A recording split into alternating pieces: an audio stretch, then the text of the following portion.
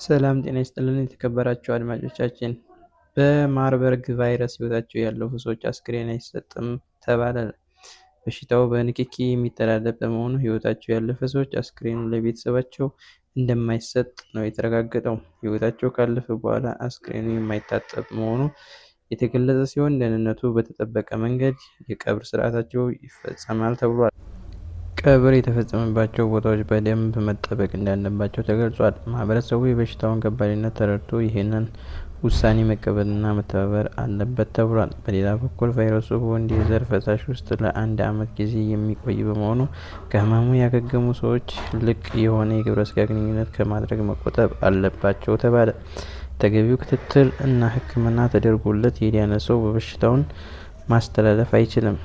እንደ ኮሮና ቫይረስ በአየር ይተላለፋል የሚል የተዛባ አመለካከት መኖሩ የተገለጸ ሲሆን ህመሙ በአየር የማይተላለፍ ነው ተብሏል። ህመሙ በንክኪ የሚተላለፍ በመሆኑ ህመሙ ካለባቸው ሰዎች ጋር ያለን ግንኙነት ከንክኪ የራቀ መሆን እንዳለበት ተገልጿል። ማርበርግ እንደ ኮሮና በአየር የሚተላለፍ ባይሆንም ከኮሮና በበለጠ ህይወት የሚነጥቅ ነው ተባለ። እንደ ወረርሽኙ ከባድነት የሞት ምጣኔው ከ24 እስከ 88 በመቶ ይደርሳል። 33 ሰዎች ተመርምረው 6 ሰዎች ህመሙ የተገኘባቸው ሲሆን 3ቱ ህይወታቸው ሲያልፍ 3 ሰዎች ደግሞ በህይወት አሉ ተባለ። ይህንን መረጃ ያገኘነው ጤና ሚኒስቴር ከህብረተሰብ ጤና ኢንስቲትዩት ጋር በመተባበር በማርበርግ በሽታ ማንነት ዙሪያ ለሚዲያ ባለሙያዎች ባዘጋጀው የግንዛቤ ማስጨበጫ ስልጠና ላይ ነው። በሌላ በኩል በአሜሪካ የተፈቀደው የኤች.አይ.ቪ መከላከያ በ2 የአፍሪካ ሀገራት በጥቅም ላይ ሊውል ነው ተባለ። የአሜሪካ የውጭ ጉዳይ ቢሮ ግሌድ ሳይንስ በተሰኘው የመድኃኒት አምራች የበለጸገውና እራሷ አሜሪካ ከ5 ወራት በፊት ፈቃድ የሰጠችው ላይሰንሴቲቭ የተሰኘው ኤች.አይ.ቪ መከላከያ ክትባት አስዊቲኒ እና ዛምቢያ በመውሰዳቸው ገልጸዋል። ሁለት ሀገራት በአመት 2 ጊዜ በመውሰድ ከኤች.አይ.ቪ መከላከያ የተባለውን ክትባት 500 ዶዝ መውሰዳቸውን የአሜሪካ መንግስት አስታወቀ።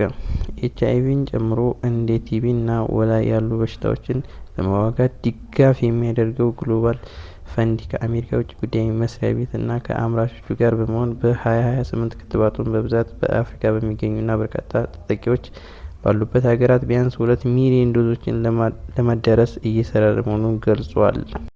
ለሁለት ሀገራት የሚሰጡ 500 ዶዞች ያለምንም ትርፍ የወጣባቸውን ወጪ ብቻ በመሸፈን የሚሰጡ መሆኑን ሲገልጽ፣ አምራቹ ሀገራት ፈቃድ ከሰጡ የመከላከያ መድኃኒቱ ለመላክ የሚያስችል አቅርቦት እንዳለ ገልጿል። በአሜሪካ በዓለም ጤና ድርጅት ፈቃድ የተሰጠው መድኃኒት በአፍሪካ በደቡብ አፍሪካ እና ዛምቢያ ፈቃድ ሲሰጠው አምራቹ ድርጅት በኬንያ፣ ሩዋንዳ፣ ኡጋንዳ እንደዚሁም ሌሎች የአፍሪካ ሀገራት ፈቃድ እንዲሰጠው ጠይቋል። አክሎም መድኃኒቱን ለማዳረስ ቅድሚያ የሚሰጣቸው 70% የሚሆኑ የዓለም የኤድስ ተጠቂዎች ያሉባቸው 18 ሀገራት እንደሆነም ገልጿል።